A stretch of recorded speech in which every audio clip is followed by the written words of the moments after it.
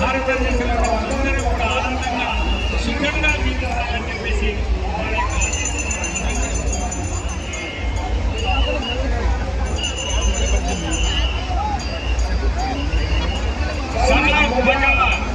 విగ్రహం వాళ్ళు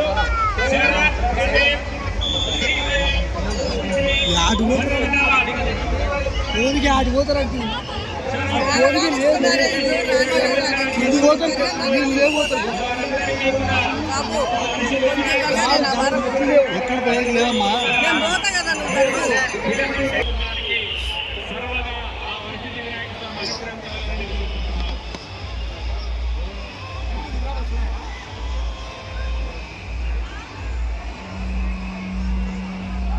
దయచేసి ఇక్కడ ఉన్నటువంటి భక్తాదులందరూ కూడా పోలీసు వారికి సహకరించి దూరంగా ఉండాలి, విగ్రహాల దగ్గర ఉండకూడదు.